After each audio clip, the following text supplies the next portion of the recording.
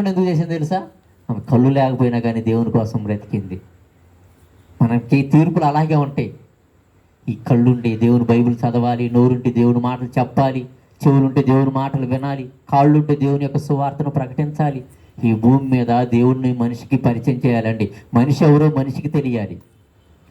ఏం తెలియాలి? మనిషి ఎవరో మనిషికి తెలియాలి. నువ్వెవరో అంటే, నువ్వు ఈ దేహంలో ఉన్నాను, ఇదిగో చచ్చిపోతే ఏ గోల లేదు, చచ్చిపోతే ఏ గోల లేదు అని సినిమాలు చూసి ఇలా మనం ఆలోచించకూడదండి. మరణానంతరం కూడా మనకు ఒక బ్రతుకు ఉన్నది. మనందరం ఎవరిని? ఆత్మని. మనందరిలో దేవుడు ఒక ఆత్మను పెట్టాడు.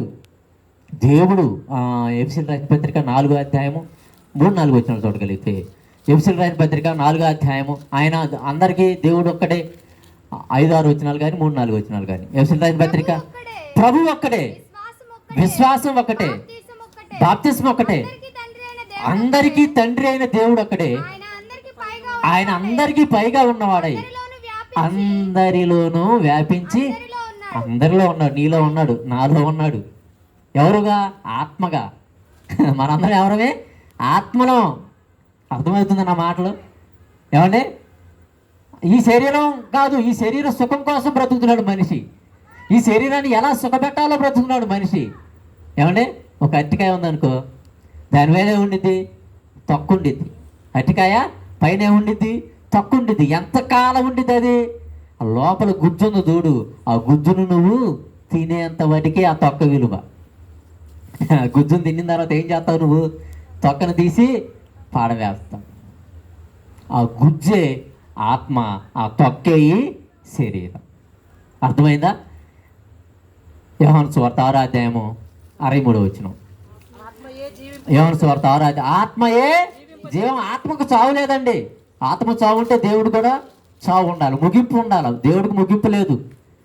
ఆయన సృష్టి కలగజేయకముందు ఉన్నాడు, ఆదం కాలంలో ఉన్నాడు, నోవహు కాలంలో ఉన్నాడు, దావీదు కాలంలో ఉన్నాడు, రాజుల కాలంలో ఉన్నాడు, యేసు కాలంలో ఉన్నాడు, ఎంతోమంది మిషనరీస్ కాలంలో ఉన్నాడు, నేటి కాలంలో కూడా ఆయన ఉన్నాడు. అందుకే ఆయన ఉన్నవాడు.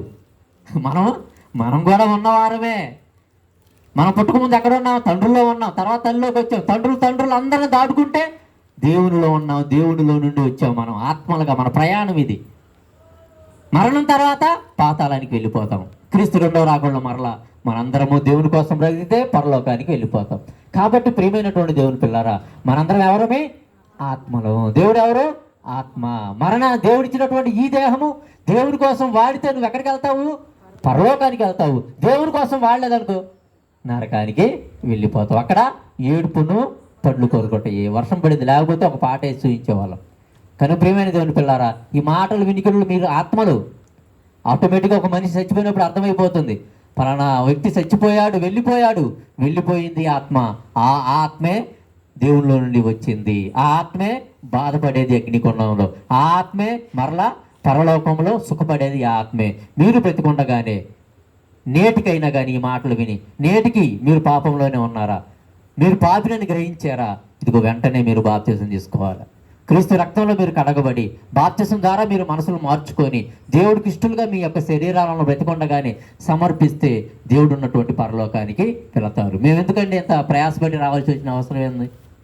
మేము అక్కడ ఆదివారం జరుపుకున్నాం. అయినా కానీ ఇంకా వాక్యం తెలియనటువంటి వారు ఎంతోమంది ఉన్నారు.